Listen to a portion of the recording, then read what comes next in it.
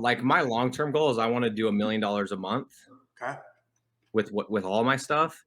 And I don't want to be Scorpion, like one of these huge agencies, right? Yep. And so I know this vehicle could take me there eventually, Yep. but I like, how do I get there quickly? And I'm like, I just don't know. I'm not convinced yet that this is the vehicle.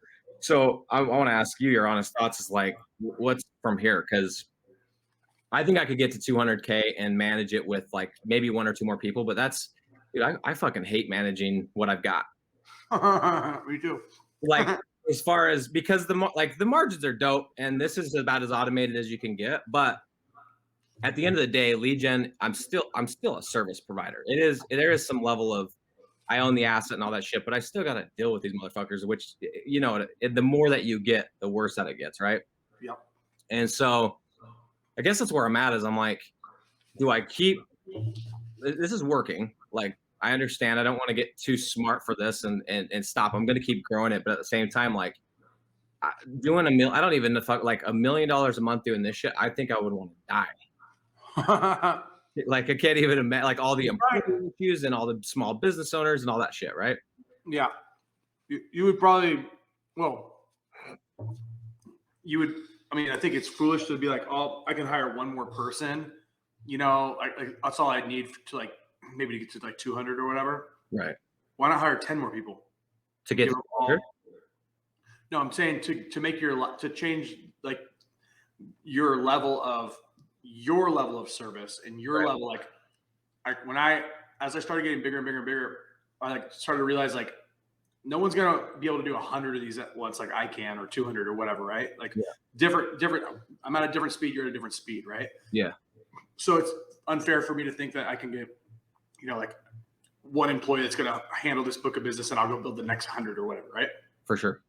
You got to have like really like small books of business that I think for like pretty basic people, and then you give them some upside to grow with it, and then they're really dealing with their 10 clients or whatever it is, and that's very doable for the average person to have over the top service, where people feel like they're like a priority, not like one of 2 or 500 lead gens or whatever.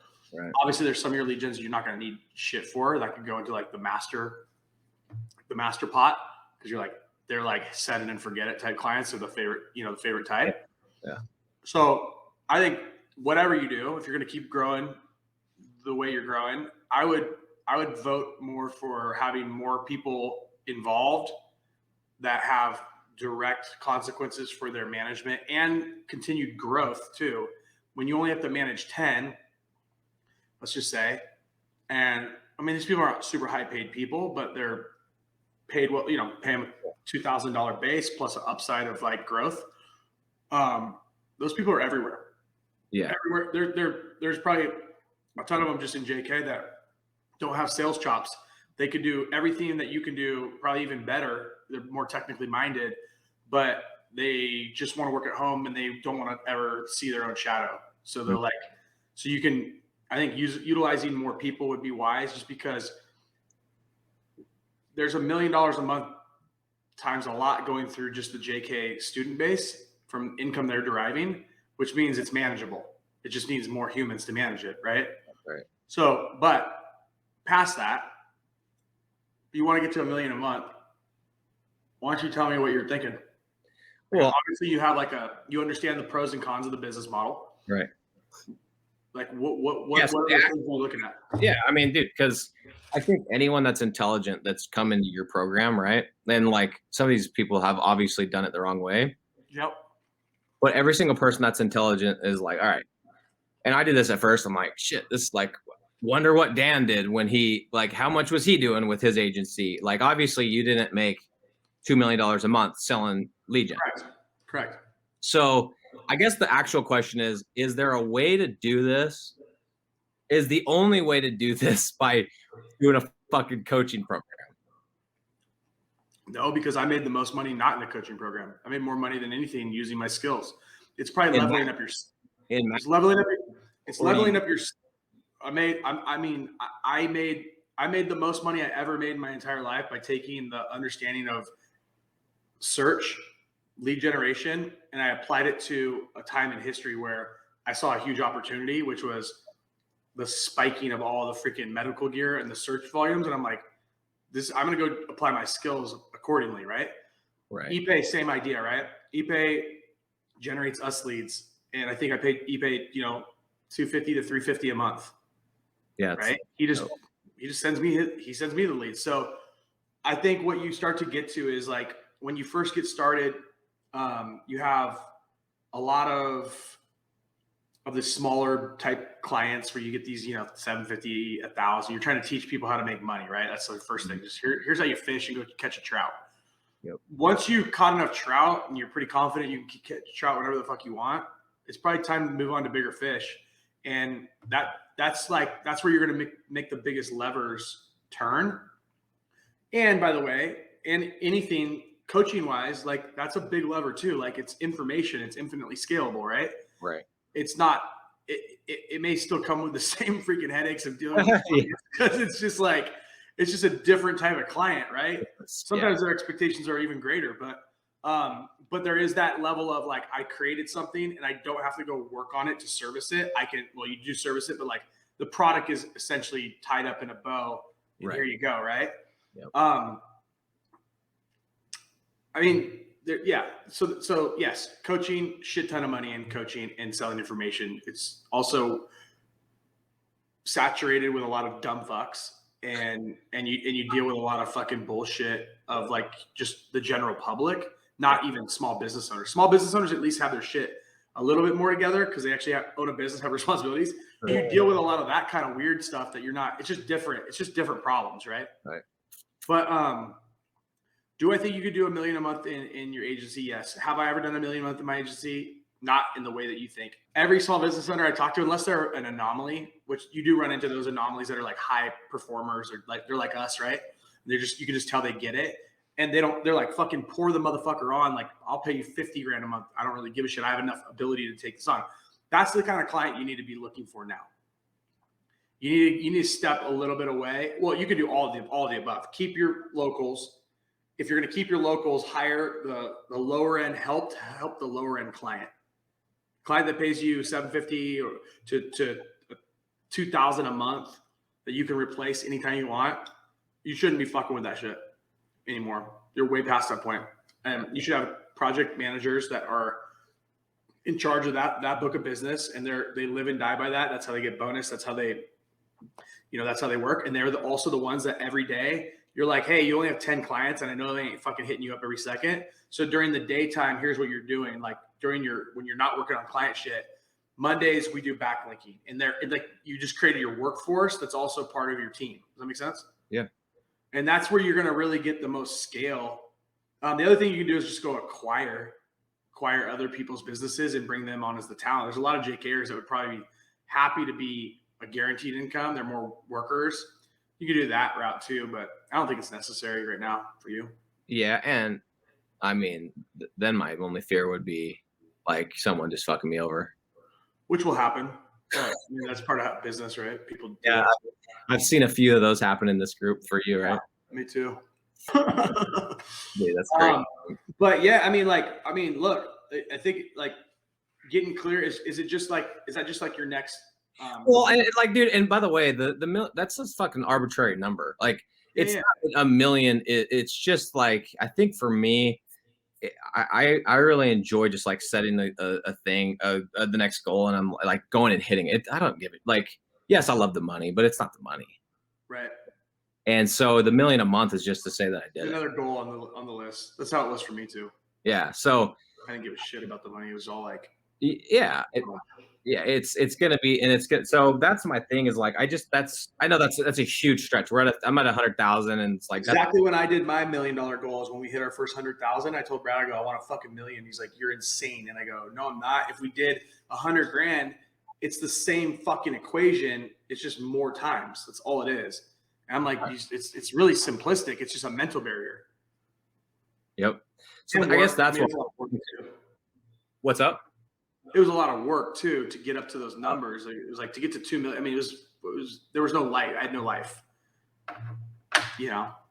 but so I get, and that's the question is, if you would have been doing 100,000 with Brad doing this, would you have actually thought that that was achievable? Like, I don't doubt that I could do it, but again, it's like, You mean local? yeah, Yeah, 100%. All local. day long. But would you have? But like, would you have wanted to manage like that? I guess it does come down to that. It's like, am I enjoying the clientele? I guess maybe that is part of the problem, right? Dude, I'm gonna be honest.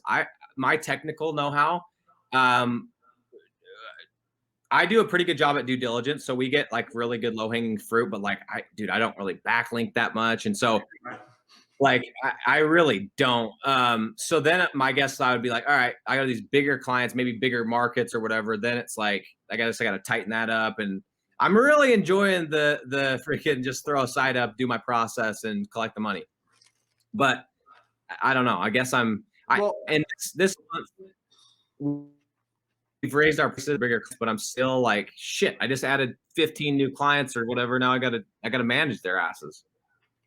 well, so again, to me, that's just you need to start removing yourself from that part of the business so you're not tripping about it. Because I guarantee you give two shits if the phone's ringing right now because you know you got coverage that's going to take the call. Like, you Right, don't give right. a shit. You're not stressing about it.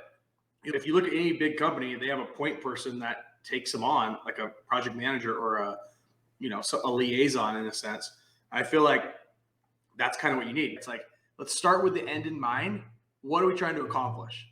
Big fuck you money? All right, cool. Well, we can't be doing micro moves like we're doing that got us up to 100K or whatever the number was, right? We can't. Those things are great, but there's bigger levers to pull. Now, the fact that you're like, hey, I'm like my technical ability, I spend most of my time in due diligence, I barely backlink. It's very similar to me.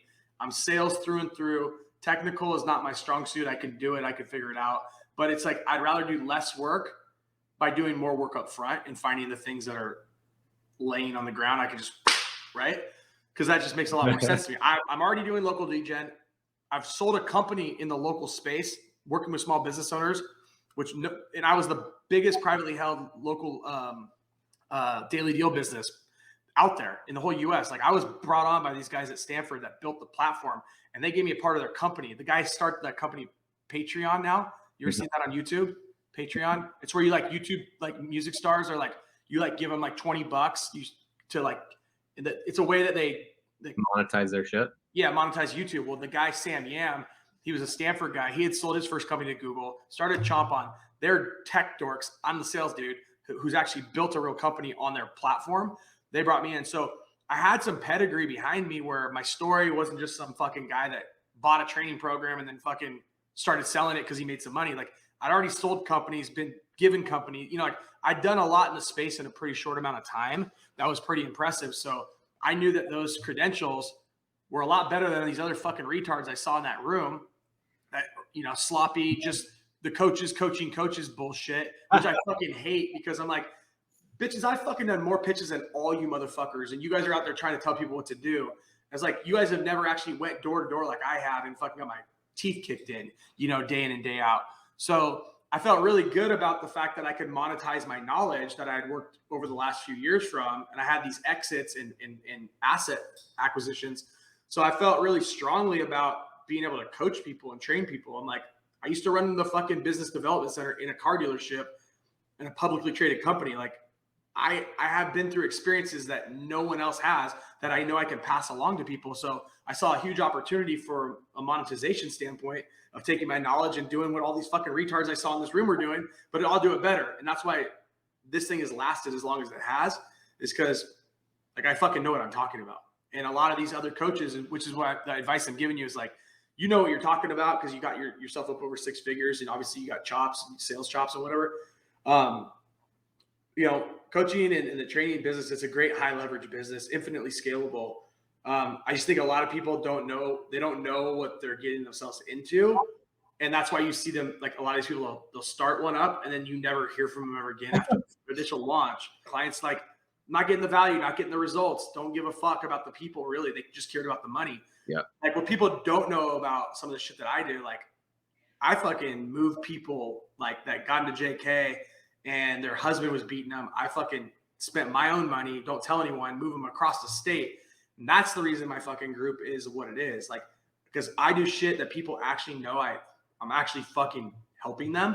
And I think that's the biggest thing that I see with a lot of like the Blakes and the Amy's. And I think Corey's got a heart for giving, but he made some missteps in monetarily. I think that's what clouded his vision, but I don't think he's a bad guy. I think he got into a bad situation. And then I was a guy that has a lot of money, and he's like, all right, I'll take advantage of it. But whatever. So I think it's that if you're going to go that route, you have to have a vested interest on, like, I gave all my lead gens away when I started JK. I gave them to students, literally paying clients, because I was more interested in building a community of belief than the fucking money I was getting in. So I literally fucking drained all my lead gens to students that I saw something in.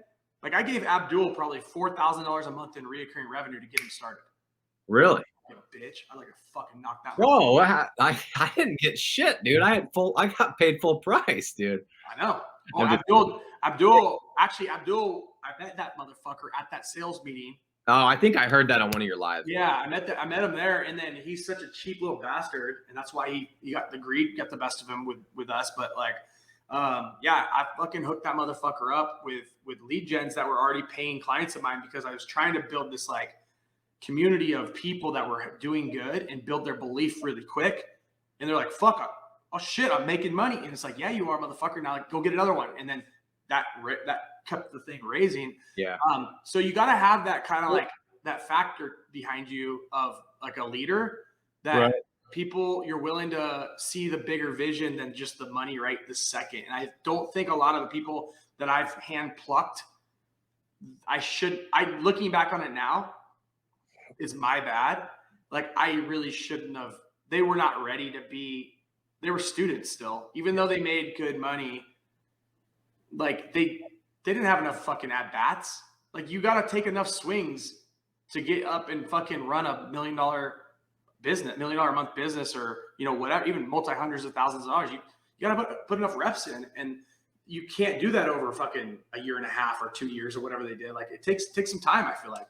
I mean, you can if you put enough reps in and condense that time, but I think a lot of those people had no business being coaches or trainers or whatnot, I think. Yeah. Well, and I think a lot of them, which I've noticed you've done a better job at, is like bring on the lives and all that on a pedestal, and then they just took advantage of that. Yeah. You give anyone that much attention, it's like they're a little celebrity like overnight. So JK. Well, yeah, and dude, like that's not what I don't care what it is. Like I used to do door-to-door sales, like selling home security stuff. I don't give a shit like what it is. Yeah. I'm only saying that because I'm looking at, like, I'm not stupid. I'm like, all right, I don't want to be Dan's best student. I want to be Dan. I want to be like, I want to make like, and I think anybody that's intelligent knows that, right? 100%. What's that? 100%. Yeah. So I'm like, well, let me just ask him rather than like. And dude, I don't know. I'm just trying to get ideas of like, hey, I know I could do it with the vehicle I'm doing. I just want to do it fast. Like I don't know. I feel like I just want to go faster and faster. And right now it's like, I don't know, man. Like I'm kind of having the same realization of as far as like the local business owners and all that. So that's what I'm looking at. And it's like, I don't know. I don't even know. Like I can't even deal. Like I'm in Vegas because I can't deal with my fucking team. I don't even know. I don't even know. I don't know if I could stand that many people. Like, so that's not what it is. It's like I'm just trying to like, how do I take the way you think? I don't need to follow exactly what you've done. I'm just trying to see like I'm impressed and just watching like how you think more than exactly what you've done, because there's a fucking lot of ways to make $1 million a month. I understand that. Tons. I go, look, after doing this so many times now, I've launched so many of these programs and made so much money, and every one of them has done well. The more I do it, I look back at how I'm doing it right now. I don't. Whole bird just fucking smacked into that window. That bird's dead for sure. Oh, yeah, I've been there in that. I don't get 100% of my business. You know what I'm saying? So I look at how I've structured my stuff, and I think the biggest thing that I've probably done correctly, I haven't done it always correctly, is my strategic alliances and partnerships that I have done with the people that were at the right point to support their end of the bargain. Um, those have paid me my largest dividends. So let's go back through them. Brad was number one, right? He was my first target. I said, this guy's got a big fucking audience and I don't, and I need it because I got something that they're buying. They just don't know they're buying it yet. So Brad was up, like that was my first lever I went after, right? To get his huge email list and all his traffic. Right. That was, but Brad, when I first came to him, the biggest thing he said was, he's like, well, I'm gonna have to do double the work to make the same amount of money I'm making now. I'm like, da-da-da. I'm like, shut the fuck up. Like, because he doesn't understand momentum and synergy, and like what a lot of good people that are smart together do is so much more than what you could do by yourself trying to manage all these motherfuckers. I'm the same way, bro. I want to murder every person that works for me half the time because I'm like, how are you doing so little? You know, like, and we have to do so much and we seem to pull it together and you can't get this one little motherfucking thing done. So that's the level of person you're working with though, which is usually who you employ, right? So I was telling Tori, I was like, I think the thing that has even back when I was selling cars and motorhomes, I didn't know shit about motorhomes, but I found the guy that was the best technician who was shitty at closing, and we made a deal, and we were the best duo because I was good at this and he was good at that, right? Yeah. So I like, as I look at like the Corey Long deal and like the deal I did with Abdul and Chance and all these, Josh Osborne, but Josh is a really good friend of mine to this day. His business is great, but Amy Ball, Grant Wise, fucking Blake Snodgrass, you know, you name it, all these different people that I've produced, there comes a point with the wrong ones where they can't, the pony trick's up and they didn't realize that like once I'm not touching it anymore on what I can bring to the table, that they actually didn't have the skills to sustain it. A couple of them have, but a couple of them partnered up with other people after it to try to like find a different solution. It's just a different partnership. So the right partnerships, ePay, Brad to this day, me and Brad are business partners to this day. Josh Osborne, you know, there's a lot of people we've done these strategic partnerships with. To me, if you're going to go into coaching, like I just feel like having two people is where you're going to want to be. It's a lot by yourself to market, to get the leads in, make sure those are going, your ad spend, if you're running money on ads, if you're doing organic, and so like ePay, luckily, and Brad have taken over a lot of the lead gen for me. And then I kind of have the sales and the delivery side of it. And so I look at that, I'm like, well, all these guys that try to like cut me out of their deal because they're getting greedy because they think they had a couple bad months or whatever. I'm like, I've always only been a half partner of my own businesses in every business I've ever had. I've never like owned the whole thing because I'm always understanding like I'm not good at a lot of things and I want to work with people that are good at these things and get synergy because it's going to cost me something, whether it's time, energy, know-how, it's costing me something without them. And sometimes at least I think this, at least for me, it's like, I feel an obligation to ePay to show up and fucking bring the fucking heat because he worked his ass off to get those leads to the fucking table. So there's this like mutual respect. So it's like, I don't know why people get so short-sighted, but they'll try to take that quick hit of cash by just being a big loud voice that gets all the success. And then usually they peter out in like a couple months or whatever after enough JKers that they swindled. So your recommendation is just kind of figure out what the fuck I want and then start like, I mean, I don't know. If you want to coach, if you want to do coaching, I don't know what I want to do. Bro. What do you want to coach? I'm not saying I want to coach. I'm just saying I'm just looking at you as an example. Like, I don't personally know you. Like, this is the first time we've talked, and so but like you're the closest person that makes the amount of money you do. Right. So why and you should be charging double for a fucking hour, bro. I didn't even know it's still for sale, to be honest. Yeah, I told Corey, I was like, dude, that's a screaming deal, bro. So don't take it down. Don't change the price on me. But like, I guess I'm just like, all right, what can I learn from what he's done more than like that it needs to be a coaching? Because I don't even know JK the whole process, dude. I don't even know how to backlink to this day. You don't even backlink. So I'm not gonna go like I don't want to start a coaching program that's on local lead gen. I just want to make $1 million a month. All right. That's where I'm at. Have you ever tried to go down the route of e-commerce at all? No, dude, this is, and that's the other thing is like, I guess I'm just really good at following instructions because I literally just did the training. And so, Same here. I'm the yeah, same, dude. part of me is like, if I did something like that, it's like, I guess personally, I have a lot of confidence, but like, I don't know, maybe I'm just good at following fucking programs. I don't know. I think it's how you do one thing is how you do all things. Yeah, I agree with that. I mean, like you're in shape because you take care of someone showed you how to work out once. It wasn't that hard to figure out how to keep doing it, right? I just don't like the guys that are like, oh, I could sell so, like the people that say that don't know how to do that. And so I'm not trying to be that guy. Like, yeah, I sold into 125K a month, but I feel like anyone could do that. They just follow the program. I think if you, I'm the same way. It doesn't matter what it is. That's why, like, when I decided to go after like the PPE shit last year, I was like, I'm gonna fuck you all up. I'm like, dude, you have no idea. Like, people like us that have confidence to go and fucking jump into any market, we know we're gonna win. It might take us a little bit of time. So I think for you, it's like start with the end. So the million's the end, and then let's start reverse engineering it. It's like let's look. What are the things feasibly you could sell at a high enough ticket or in enough volume? Right. What are those different ways you can go?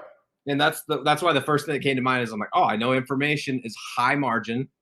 I'm like, all right, maybe I just don't have a big enough network, but like all the people that I've seen do the $1 million a month is from selling information. Yeah, so my mind or a physical product, right? Which you do with masks, of course. Or my brothers, they're like my brother's sheer company does 45 million a year. Ooh, damn. So, and they start. I remember coming to Vegas, my brother's Honda Civic, like breaking down, taping that motherfucker with duct tape, like 9 years ago. So you have to have something that's infinitely scalable but your time is not part of the equation. Which is like a product, whether it's a physical, digital. That's one way. It's a product. Well, it's a product of some sort that you'd sell that doesn't take any extra effort to service. Yeah. Really. And that's pretty much JK takes service. The margins are there. And I guess obviously between those two, information is a hell of a lot cheaper to manufacture because you only got to do it once, right? So that's that's where this is coming from, is because like obviously I see these people and my buddy they're kicking ass and it's the same thing. So I'm like, all right, there's a pattern here, right? Yeah. So that's why, and I'm not convinced that's the only way. I'm just like, okay, well, I don't know. I want to go. Bro, software, that's my big focus now. It is the holy grail. It's the holy grail. Because it's important. You have an exit with that shit, dude. I know. Huge one. Yeah, something that like, so I love software. So like, I think that's always a good one. I think there's a couple ways to skin that you could probably do pretty well with. We could talk about some of those ideas, but like software is an interesting one that I'm really sinking my teeth into big now. That I see to be infinitely scalable. I can have people signing up right now, and doesn't matter if I'm there or not. I got a support staff, and no one bothers me with that shit. I'm like, I can't fix it, so go to the people that can. Leave me the fuck alone, right? So I love software for that reason, because it is not Dan's face any longer. It's a brand. So I like that. Yeah. I do too. I think that's going to be a little more capital intensive, finding the right strategic partnerships. So I think that's why a lot of people gravitate towards information, but that's why there's so much shitty stuff out there too. I'm not hating, but like I'm going, whoa, apply our hustle, our ability to go out there and like grind with a product that has a growth curve exponential that's coming in the next few years. It keeps going up and up and up. The types of people that want to use an easier platform, to get up on a website, have a web presence. So I see a huge opportunity to take a market share there. And so that's going to be like a large portion of my focus, is just kind of like trying to get snaps up into that conversation with a Wix, with a Weebly in Squarespace. And I think you can do a lot of that through infiltrating training programs and getting snaps to be the sponsor of that program and get them to be, because when you train someone to use a tool from the very beginning, a lot of people never leave that tool forever because they don't want to go learn a new skill. So it's like, if I could train everyone just from the very beginning when they're babies coming into this world, just use this product and I'll keep making it better and keep giving. I don't think I'll lose people long-term. And I think that People will keep. I mean, I've had sites on Weebly for 12 years. So Yeah. like, you clearly don't want to fucking move them once you built them. So I'm like, acquire, and that's the growth curve that I see, and I've wrote out a roadmap to 100 million on just snaps. Is kind of where I'm focused in. So you're going to take the JK as the core, but then you're going to have the tentacles of these different programs as well as the call sling, the snaps. Yeah, I think JK is just like it's what's allowed us to launch snaps and very rapidly because we have a built-in, pretty large customer base. And not that many a month, like call it 100 new people a month or whatever it is. It's not like that many new customers, but because we had such a jump start of all the previous customers, and a lot of people followed us over to Snaps, and we've kind of given them extra bonuses and benefits to come over and rebuilt their shit for them. I kind of think that over the course of just running JK as it is, it's just going to continue to grow and grow and grow and grow and grow. And it's already almost at 200 grand a month. So I'm kind of like, I haven't even launched it to the real world yet. So I'm kind of like, fuck, this is the thing that I want to put the effort on, because I've never seen something so explosive that doesn't have my name attached to it publicly, where I'm this fucking target that people are going to like have a hard on for me because I, or whatever, I fucking fired or some shit, So, yeah. So the lesson learned, yeah. That's what I was going to say. The lesson learned is like, if you could have put all that effort and done it with something that you don't have to have your face attached, 100%, that's what you would have done. Yeah. 100%. Interesting. But going back, thinking too, like I got to think through my whatever, call it my 30-year-old self. And my 30-year-old self isn't my 38-year-old self or whatever, like I guess I've had that, like, whatever the fuck you want to call it. It's like micro celebrity where people actually think I'm a fucking big deal. I don't give two fucks, to be completely honest with you. I actually don't enjoy it at all. Like, I don't want to be worshipped. I'm happy I can help, but I'm not looking for Ty Lopez. He wants to, every move that they were making was because of his ego. And I'm not saying I wasn't probably like, I didn't have that kind of like copycat mentality when I started, because I had a videographer who followed me around, all shit that I saw everyone else doing. And then I figured out really quick, I'm like, this isn't moving the needle. This is all fucking my ego. And I'm like, get rid of it. Like, fucking get rid of that shit and focus on the things that actually move the needle instead of like how great I am. Fuck me. I'm just a fucking dude who can sell shit. And I found a couple models that I've been able to exploit. And I think I can continue doing that too, because I got enough years of in the trenches now. But I would rather not be known, honestly. I'd rather fucking be on my fucking life, do my thing. And honestly, like, I think it would give me a lot more peace in my life than I have right now. Cause like, I feel like I'm constantly fighting people. I'm a really positive person, and like nothing fucks my day up more to like wake up to a bunch of fucking pissed off motherfuckers or someone writing another review on the internet about you. Like I don't give a fuck to a certain extent. And then you really do give a fuck, because you're like, that's not who I am. I can't defend myself. So I hate that side of the business, just because it's like, it's dirty, dude. Like, I could fucking write a review that you're a pedophile right fucking now, and you're fucked. You can't get it down no matter what you do. And that's a fucked part of the internet. And like, it needs to be fixed, but no one's fixing it because it's freedom of speech or whatever you want to call it. But it's super fucked. That's the shitty part about the internet. So I don't personally enjoy that part after going through it. The celebrity bullshit of being like an internet guru versus the I guess brain trauma of all the bullshit. Fuck the celebrity shit. I'm like, I'm good, dude.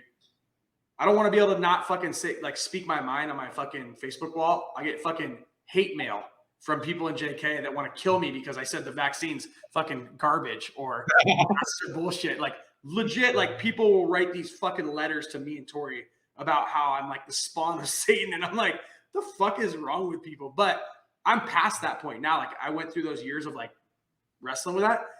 I'm like, good. You may want to think about diversification where your next move doesn't take more people. So think about that for a moment and like ponder that, because I think if you, I don't know how much you're working like in the business every day, like if you're doing sales still, if you're doing like what you're up to, or if it's mainly just you're just managing a team. I think like some of my like best creations and best ideas have been when I've been able to like have my sales team handled.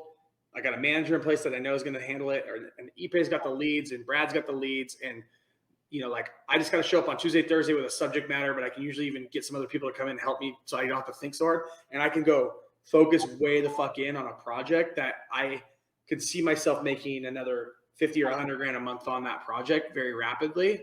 But I know it's going to take 100% of my effort, my knowledge, my strategic, moves, and kind of betting on myself a little bit more, which some people will say it's like, that's not the smartest thing, but I've never let myself down. I've never lost. So it's always something I know I can go back to. I think you're probably the same way. So, maybe it's like doing some heavy research into a niche that you could have a physical product maybe, or a piece of software that has a shit ton of traffic, or you find a company that's trying to sell on Flippa right now and they're doing 20, 30 grand a month. And you're like, fuck, with what I know with my customer base, or maybe if I hook in with Dan or whatever, like whatever that thing is, you can kind of like see an idea and then you could kind of see the trajectory of it, but there's no one else really involved but you. And you could start to find some, like, that's how I've come up with a lot of these different products I come out with, these events, that Vegas event last year, like, there's a lot of thought and effort that went into that, but it's like, I got to step away from the business to kind of like craft my strategy. And that I guess that time away and that new challenge of a goal for me, it's like getting snaps to 100 grand a month was the first goal. And it's like, I know what you mean. It's like that accomplishment was a big deal. It's like, fuck yeah. Now what's the next goal? Right. So it's like maybe busting down your goals a little bit too, having a million, like 100 million is my target, but there's still other goals that I have along the way that I'm trying to get that feeling like, fuck yeah, you did it again. Okay, do it now, hit this thing. So you might think about some stuff like that and spend some time, like get outside of just the business that we taught you of local lead gen and go and like, where else with this skill set that I have be immensely valuable in an underserved market. And I think that's really the sweet spot of what we do, is finding that obscurity that no one's paying attention to, that you can go nationwide with in a very short amount of time, and that you just picked up another 50 or 100 grand. Those are doable deals. But I think you got to get kind of away from the monotony of the same old, just like I do. That's why I was jumping on these calls. I haven't done these in forever, and I've done 2 back to back. I've been on live streams for like a couple hours with just students and case studies and shit like that. And it's like, it's good sometimes to bust up. That's why you're in Vegas right now, right? You busted it up, get the fuck out of town, clear your head, start coming up with some new fresh ideas. Go look on Biz Buy Sell, Sales Genie, like see what the companies that are making that kind of revenue, what industries are they in? Because those are going to give you really good indicators potentially of, maybe opportunity zones that you can go and smash. Oh yeah, I like that. Cool. Well, I think I need to get clear on my shit, but that's sound. I like it. Yeah, those are some good ideas at least. And then you can just ping me if you hit a snag, or if you got a question, or you need help working through something.